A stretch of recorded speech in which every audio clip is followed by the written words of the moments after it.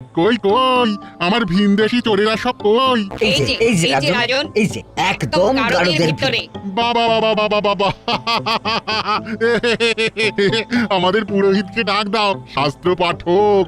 তারপর সব ব্যবস্থা হয়ে গেলে এদেরকে ইদারার সামনে ফেলার জন্য নিয়ে যাও, আমি মজা দেখবো। আমি আর এভাবে কাজ করতে পারছি না মহারাজ। আমার এ রাজ্যের মন্ত্রী হিসেবে খুব অপমানিত বোধ হচ্ছে। বেশি চুরি চামারি করলে অপমানিত বোধ হয় স্বাভাবিক। কি বললে? হ্যাঁ, আমি চোর? ওসব বাদ দাও তো, আগে বলো তোমার কি সত্যি বোধোদয় হয়েছে? বোধোদয় হলেই ভালো। কারণ চুরি যাওয়া মোহরের পরিমাণ তো ওদিকে আকাশ ছুঁই ছুঁই। এসব কি বলছেন মহারাজ? দেখো মন্ত্রী, বেশি ভণিত আমার ভালো লাগে না।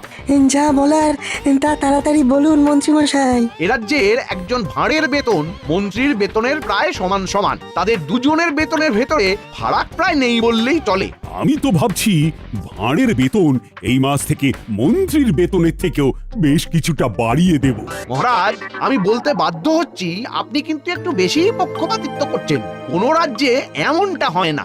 মন্ত্রী মশাই রাগ করবেন না, আপনি একটু খোঁজ নিলে এটাও জানতে পারবেন যে অন্য রাজ্যের ভাঁড়ের বেতন আর মন্ত্রীর বেতনের ভিতরে কেন অত্যধিক ফারাক রয়েছে। এটা আবার খোঁজ নেওয়ার কি আছে? অন্য রাজ্যের রাজারা তো আর সবাই নির্দিষ্ট একজনের প্রতি পক্ষপাতিত্ব করেন না, তাই সেখানে সবাইকে তাদের পদ অনুযায়ী বেতন দেওয়া হয়। ভুল কথা।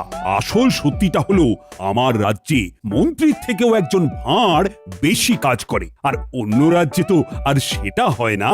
বরং আমাদের মহারাজকে এদিক থেকে ভালো বলতে হবে, কারণ উনি কাজের ভিত্তিতে বেতন দেন না। কি সর্বনাশ! যদি মহারাজ কাজের ভিত্তিতে বেতন দিতেন তাহলে মন্ত্রীমশাই ঘরে একদম শূন্য বেতনে যেতেন। মহারাজ, আপনিও হাসছেন? কোথায় আমার অসুবিধাটা একটু বোঝার চেষ্টা করবেন।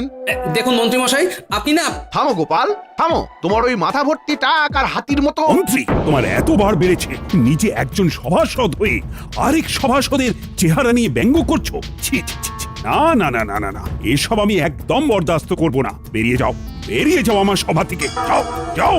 মহারাজ, মহারাজ, আমার কথাটা একবার শুনুন। মহারাজ, না না, আমার আর কিচ্ছু শোনার নেই মন্ত্রী। তোমার মন কুমানসিকতায় ভরে গেছে।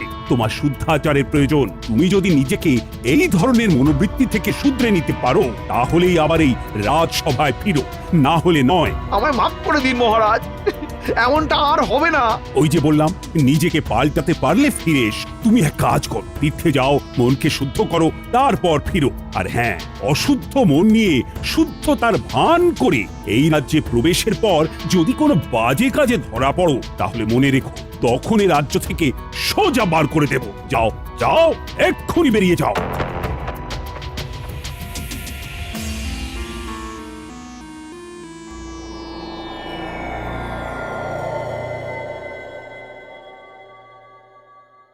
কিরে ঘটে, ব্যাপারখানে কি? মন্ত্রীমশাই আমাদের ডেকে নিজে এমন উদাস হয়ে বসে। কবি টবি হবে নাকি? আমার মনটা খুব খারাপ রে, তার সাথে বেশ রাগও হচ্ছে। কার উপরে? আরে গোপালের চেহারাটা যে হাতির মতো, সেটা বলতেই মহারাজ গেলেন চোটে। আমায় সব সভাসদদের সামনে তাড়িয়ে দিয়ে বললেন মনকে শুদ্ধ করে ফিরতে। ওই দুজনকে আমায় জব্দ করতেই হবে। বুঝেছি বুঝেছি, তাই আমাদের ডেকেছেন, তাই তো? সবই তো বুঝিস, সব কথা কি আর মুখে বলতে হয়? কিছু একটা পরিকল্পনা কর। আমাদের হাতটা গরম করে দিন, কাজ হয়ে যাবে। আমার এখন মাথা গরম আছে, তাই তোদের হাতের বদলে উড়ন আর বসন দিয়ে কান গরম করে দিতে পারি। সুতরাং এখন যা, আগে কাজের কাজটা কর। বেশ, তাহলে আসি। কাল ভোরে এই পরিকল্পনা করে আপনার বাড়ি যাচ্ছি। বেশ হয়েছে, মহারাজ মন্ত্রীকে বার করে দিয়েছেন। হ্যাঁ, মানুষের চেহারা ভারী হতেই পারে, তা বলে এমন কথা কেউ বলে? মন্ত্রী মশাই বরাবর অমন স্বভাবেরই লোক, বুঝলে।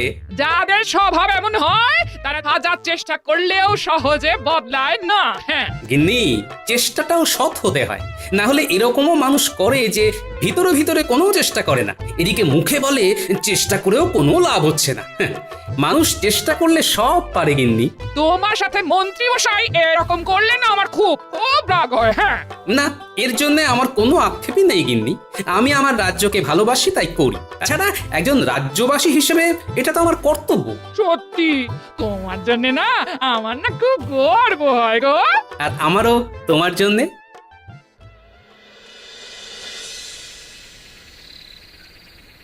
মন্ত্রীমশাই, ও মন্ত্রীমশাই, ওই ওই ওই ওই মন্ত্রীমশাই। ওই, ওরা এসেছে, ওরা এসেছে। আয় আয় আয় কিরে বটা, তোর হাতে এটা কি? এটা একটা বহু দূরের রাজ্যের মানচিত্র। আপনাকে এইখানেই শুদ্ধাচারের জন্য যেতে হবে। এই বেটা হত ছাড়া, আমায় শুদ্ধাচারে কোথায় পাঠাবি তা ঠিক করার ভার তোদের দিয়েছি নাকি? আচ্ছা আচ্ছা, শুনুন মন্ত্রী মশাই, শুনুন।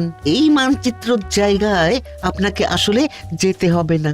আপনি বৌঠানকে নিয়ে ওই নিজের শ্বশুর বাড়িতে চলে যান এবং ঠিক 7 দিন বাদে এই রাজ্যে আবার ফিরে আসুন। তারপর গায়ে সাদা চাদর এবং ধুতি পরে কপালে বেশ বড় সড়ো তিলক কেটে সবাই গিয়ে বলুন আপনি শুদ্ধ হয়ে এসেছেন, আপনার মনে আর কোনো জটিলতা নেই। হ্যাঁ, আমায় যদি জিজ্ঞাসা করে কোথা থেকে গিয়ে শুদ্ধাচারী হয়ে এলাম, আর আমার এই মিথ্যে বলার সাথে এই মানচিত্রটারই বা কি সম্পর্ক?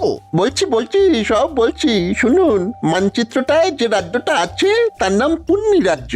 সে রাজ্যের রাজা একজন পাগলা, তাই তার রাজ্যে যেই যায় সে আর বেঁচে ফেরে না। হ্যাঁ, তাই আপনি যেদিন রাজসভায় যাবেন সেই দিন হাতে করে ওই মানচিত্রটা নিয়ে যাবেন এবং সবাইকে বলবেন এই রাজ্যে একজন গুরু থাকেন, তার সান্নিধ্যে গিয়েই আপনার এমন আমূল পরিবর্তন ঘটেছে।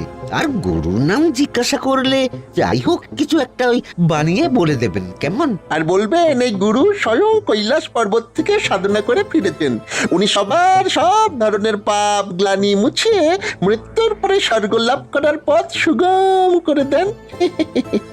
বলবেন বাবাজি মহারাজকে নিমন্ত্রণ করেছেন। হ্যাঁ, আপনি এমন ভাবে কথাগুলো বলবেন যাতে ওই মহারাজ এবং গোপাল ওই জায়গায় যাওয়ার জন্য আগ্রহ প্রকাশ করে, আর একবার চলে গেলেই নিশ্চিত মৃত্যু। আর আমারও কেউ পথের কাঁটা থাকবে না। গোটা রাজ্যের আমি রাজা হব। বাহ বাহ বাহ, বাহ রে বাহ বটা ঘটা। আমার সাথে বদমাশি করে করে তোরাও তো দারুণ পরিকল্পনা করতে শিখে গেছিস দেখছি। বাহ, এবার আমাদের মোহর দিন। পরিকল্পনা তো শুনেই নিলেন। এত তাড়াহুড়ো করিস কেন বলতো? বাইরে পরিকল্পনাটাও তো তাড়াহুড়ো করেই দিলাম তার বেলায়। একদম ঠিক। কাজ হবে, মোহর ছড়বে, এইটাই তো নীতি। দাঁড়া দাঁড়া দাঁড়া, আর বাজে বকিস না।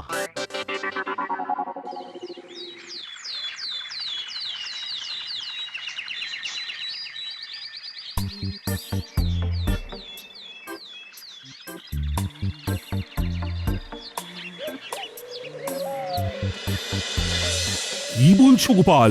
মন্ত্রী সত্যি সত্যি মন পরিশুদ্ধ করতে তীর্থে গেছে? আগে হ্যাঁ মহারাজ, নিজের চোখে দেখে এলাম।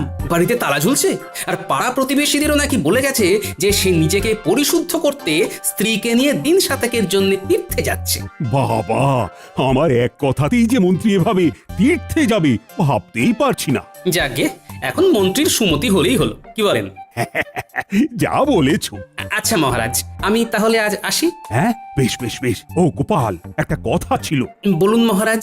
বলছি যে যতদিন না মন্ত্রী ফিরছে তুমি কি আমার রাজ্যের নতুন মন্ত্রী হবে? ও বাবা, ক্ষমা করুন মহারাজ, আমি এই রাজ্যের ভাঁড় হিসেবেই ঠিক আছি। ওইসব ভারী ভারী পদে আমায় বসাবেন না মহারাজ।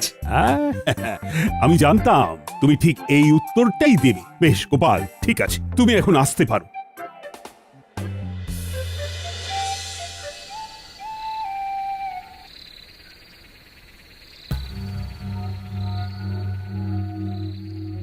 মন্ত্রীমশাই, তা শ্বশুর বাড়ি কেমন ঘুরলেন? শ্বশুর বাড়ি গিয়ে কেমন শুদ্ধাচার করলেন বলুন? বাজে বকিস না, বাজে বকিস না। এই নিশুতি রাত্রে তোদের কথা মতো ছুটে ছুটে এলাম। এদিকটার কেমন পরিস্থিতি সেটা আগে বল শুনি। মহারাজ গোপালকে রাজ্যের নতুন মন্ত্রী করতে চেয়েছিলেন, কিন্তু গোপাল রাজি হয়নি। এই গোপালটা মহা বদমাস। ওকে এই রাজ্য থেকে না তাড়ানো পর্যন্ত আমার শান্তি নেই। কালকে থেকে সবাই গিয়ে আপনি তো আপনার ওই নতুন রূপ দেখাবেন, সবাই দেখবেন গোলে জল। সবাই ভাববে আমি আমার সব জটিলতা কুটিলতা ঝেড়ে একদম শুদ্ধ মনে তীর্থ থেকে ফিরে এসেছি। হ্যাঁ মন্ত্রীমশাই, এদিকে আপনার জন্য একেবারে সাদা বস্ত্র প্রস্তুত করে রেখেছি। সকাল হলেই সেই বস্ত্র পরে কপালে তিলক কেটে সবাই যাবেন, কেমন তো? এবং বলবেন হরে হরে হরে হরে, এই নিমিত্ত মাত্রকে মাগো ক্ষমা করে দিও। আর মনে করে মানচিত্রটা কিন্তু নিয়ে যাবেন, মনে রাখবেন ওইটাই কিন্তু মহারাজ এবং গোপালকে চিরতরে বিদায় দেওয়ার জন্য মূল অস্ত্র। আচ্ছা আচ্ছা আচ্ছা, বুঝেছি বুঝেছি। আমি এখনো অতটাও বুড়ো হইনি যে মানচিত্রের ব্যাপারটা বেমালুম ভুলে যাব।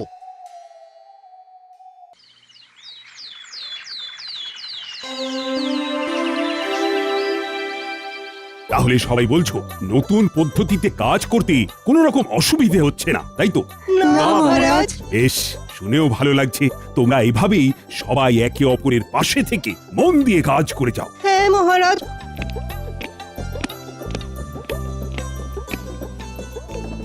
আরে মন্ত্রীমশাই, আপনি এমন বেশে, কিন্তু পুরো ভোল বদল। হ্যাঁ মন্ত্রী, তুমি? একি বেশ বদল। শুধু আমার বেশ বদল হয়নি মহারাজ, গোটা আমিটাই বদলে গেছি। আমার এখন পৃথিবীর সব মোহমায়াই বড্ড মেকি মনে হচ্ছে। এখন আমার মন শুধু এইটাই বলতে চাইছে যে আমি নিজের মতো বাঁচতে চাই। আমি আমার মতো ভালো আছি, কারুর সাথে পাঁচি নেই। শান্তি শান্তি শান্তি। মন্ত্রী, ও মন্ত্রী, এ তোমার হলো কি? আমি যে তোমাকে চিনতেই পারছি না। এসব ব্যাটার চাল কি না কে জানে। মহারাজ, আমি আপনার কাছে কৃতজ্ঞ। ভাগ্যিস আপনি আমার মনকে শুদ্ধ করে তোলার জন্য তীর্থে যাওয়ার আদেশ দিয়েছিলেন। না হলে তো আমি আমার সকল পাপ ধুয়ে মুছে মৃত্যুর পর স্বর্গলাভ সুনিশ্চিত করতেই পারতাম না। মন্ত্রীমশাই, আপনার স্বর্গলাভ সুনিশ্চিত, এটা কি সত্যি? হ্যাঁ গোপাল, আমি তো আর আগের মতো নেই। আমি আমার সব পাপ ধুয়ে মুছে করেছি সাফ। তুমিও আমায় ক্ষমা করে দিও। এসো এসো, বরং তোমার পা ধরে ক্ষমা চাই। ভুল স্বীকার করতে এখন আর আমার কোনো দ্বিধা নেই গোপাল। তা কে তোমায় শুদ্ধ হতে সাহায্য করলো শুনি? আর তুমি কোথায় বা তীর্থ করতে গেছিলে? এই দেখুন এই মানচিত্রটা, এই যে এই এই এই এই গোল মতো জায়গাটা দেখছেন, এটা হলো পুণ্যি রাজ্য। আমাদের রাজ্য থেকে প্রায় 150 ক্রোশ দূরে এখানে ধুনি বাবার আশ্রম আছে। উনি স্বয়ং কৈলাস পর্বত থেকে সাধনা করে ফিরেছেন। এই বাবার কাছে গেলে উনি এমন এক জল দেন যা দিয়ে স্নান করলে সবার পাপ মুছে গিয়ে স্বর্গলাভের পথ সুগম হয়ে যায়। এছাড়া ধুনি বাবাই বোঝান আসল জীবনের অর্থ কি, মায়া মোহ কাটিয়ে কিভাবে সাদা সিধে জটিলতা কুটিলতাবিহীন জীবনযাপন করা যায়। হরে হরে, মাগো অপরাধ না নিয়ে ক্ষমা করে দিও মোরে। আর হ্যাঁ মহারাজ, উনি আপনাকেও কিন্তু সেখানে অনেকবার করে যাওয়ার জন্য আমন্ত্রণ জানিয়েছেন। আমিও নিজের জীবনে অজান্তে কতই না পাপ করে ফেলেছি, তাই সেই সব পাপের বোঝা ছেড়ে ফেলে আমিও আমার মৃত্যুর পর স্বর্গলাভ সুনিশ্চিত করতে চাই। মন্ত্রী, আমি ধনী বাবার আশ্রমে গিয়ে জীবনের আসল অর্থ বুঝতে চাই। আমি ওনার নিমন্ত্রণ রক্ষা করতে চাই। মহারাজ, এত তাড়াতাড়ি কোনো সিদ্ধান্ত নেবেন না।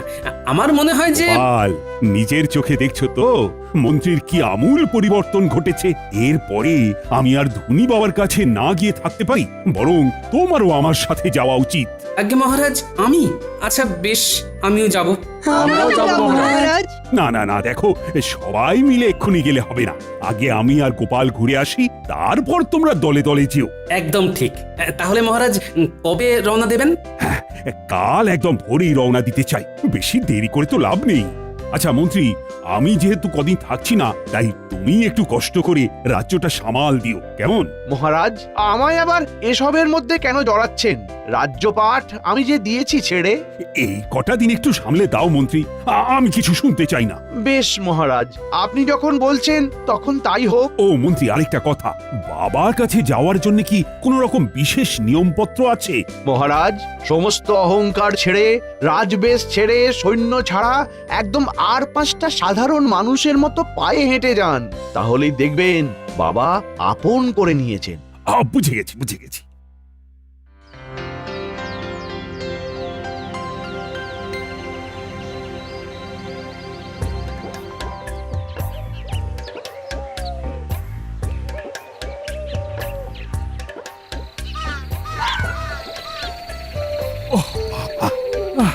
বাবা গো, মা গো, আর কতটা পথ গোপাল! হ্যাঁ, হাঁটতে হাঁটতে পা ফুলে গেল তো। মহারাজ, বুঝতেই পারছি আপনার খুব কষ্ট হচ্ছে, কিন্তু আরেকটু কষ্ট করে ওই বট গাছটা পর্যন্ত চলুন, তাহলে আপনি পুণ্যি রাজ্যে প্রবেশ করে ফেলবেন। ওই বট গাছটা থেকে শুরু হচ্ছে পুণ্যি রাজ্য। গোপাল, ও গোপাল, আজ রাত্রিটা থাকবো কোথায় বলো তো? ওই বট গাছের নিচেই কি কাটাতে হবে? হ্যাঁ মহারাজ, আপাতত তাই তো মনে হচ্ছে, কারণ ত্রিসীমানায় তো কোনো বাড়ি দেখছি না। আর মানচিত্র অনুযায়ী আমরা পুণ্যি রাজ্যে প্রবেশ করলেও বাবার আশ্রম আরো খানিকটা দূরে রয়েছে মহারাজ, যেখানে আপনি কাল সকালের আগে যেতে পারবেন না। বেশ, তাহলে গাছের নিচেই রাতটা কাটাই আর কি। পুণ্যি রাজ্যে এসে পুণ্য করতে একটু কষ্ট তো সইতেই হবে। একদম চিন্তা করবেন না মহারাজ, আপনি নিশ্চিন্তে ঘুমন, আমি জেগে আছি।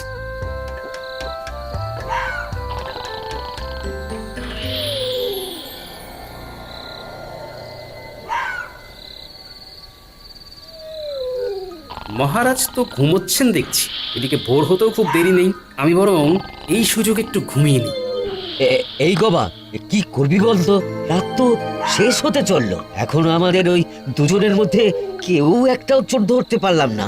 দেখাবা, এরকম আমাদের পাগলা রাজার মতন কাউকে নিয়ম তৈরি করতে দেখেছিস? কি যে নিয়ম, প্রত্যেক প্রহরীকে কিনা বাধ্যতামূলক ভাবে প্রতি রাত্রে একটা করে চোর ধরতেই হবে। সত্যি আপাদ মস্তক খ্যাপা রাজা।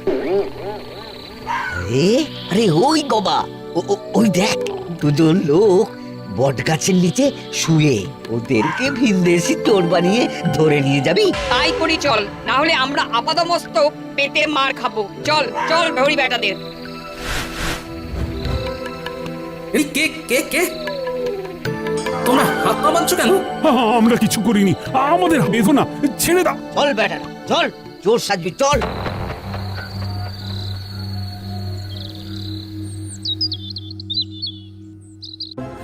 আমাদের তোমরা ছেড়ে দাও, আমরা চোর নই। আরে জানি জানি, সে তখন থেকে এক কথা বলে কানটা ছাড়া পালা করে দিল। আহা, জানোই যখন চোর নই তখন ধরে রেখেছো কেন? এই আদ্দামরাকে নিয়ে তো ভীষণ মুশকিল হলো, ঠিকঠাক করে কথাও বোঝে না। এই, আমার সাথে ঠিক করে কথা বলো, আমি তোমাদের মহারাজকে বলে দেব যে তোমরা জানো যে আমরা চোর নই, তবু ধরে এনেছো। বলেও কিছু লাভ হবে না বুড়ো, আমাদের রাজা কারোর কথাই শোনেন না। একবার গারদে ভরে দিলে তার একটাই শাস্তি হয়, আর তা হলো ইদারায় ছুঁড়ে ফেলে দেওয়া, বুঝলে? কি সর্বনাশ, এ কি নির্মম শাস্তি! এই শিগগিরই শিগগিরই আমাদের বের করো। তোমরা জানো না আমি কে? আমি হলাম... মহারাজ থামুন থামুন, এক্ষুনি পরিচয় দেবেন না। গোপাল, কি বলছো? এক্ষুনি না পরিচয় দিলে মেরে ফেলবে আমাদের। ভয় পাবেন না, আমি আছি, ইতিমধ্যেই ফন্দি এঁটে ফেলেছি, সময় মতো সব বলে দেবো। কই কই আমার ভিনদেশি চোরেরা সব কই? এই যে রাজন, এই যে একদম গারদের ভিতরে। বাবা বাবা বাবা বাবা, আমাদের পুরোহিতকে ডাক দাও, শাস্ত্র পাঠক। তারপর সব ব্যবস্থা হয়ে গেলে এদেরকে ইদারার সামনে ফেলার জন্য নিয়ে যাও, আমি মজা দেখবো। গোপাল, তুমি সব শুনলে তো? ভয় নেই, আমি আছি মহারাজ।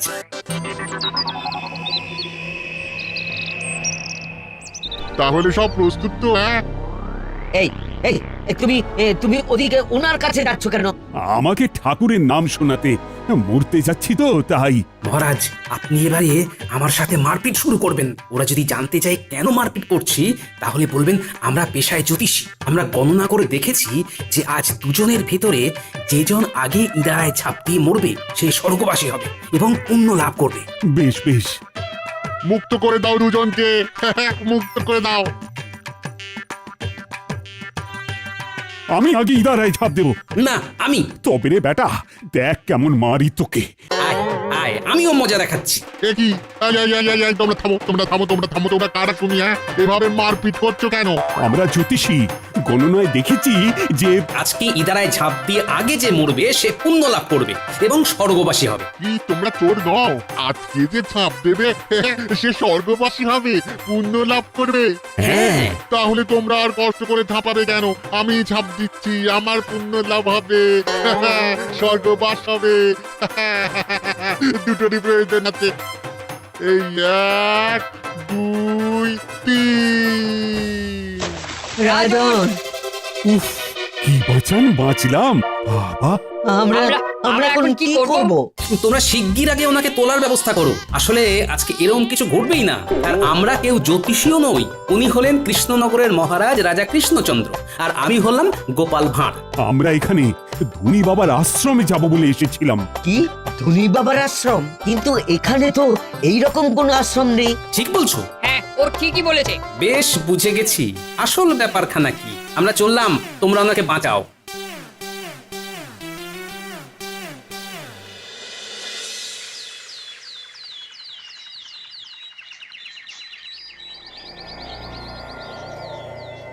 রে, তাহলে এই দুদিনে দুজনেই পটকে গেছে বল? পাগলারা তো কাউকে আস্ত রাখে না, সবাইকে জোর অপবাদে ইনারায় ফেলে মারে। সব এখন ছাড়তো। এইদিকে ওই দুদিনের ভিতরেই মন্ত্রী মশাইয়ের চুরি করা মোহরের সংখ্যা দেখো, 9 করে 700টা। কি কাণ্ড দেখেছো? সব বেটা মন্ত্রীর ভড়ংবাজি। চলুন এবার ভিতরে যাই। এই বেটা মন্ত্রী, ষড়যন্ত্রী, এসব তোমার বদমাইশি। চলুন মন্ত্রী মশাই, এবারে আপনাকে ইদারায় ফেলবো। ওরে বাবারে, ওরে বাবারে, ভূত ভূত ভূত ভূত! ঘটা পালা। আমরা ভূত নই। চলো মন্ত্রী, চলো এবার। আমায় ছেড়ে দিন। ও বাবা গো, ও মা গো, কে আছো গো? বাঁচাও, বাঁচাও, আমায় ছেড়ে দিন, আমায় ছেড়ে দিন।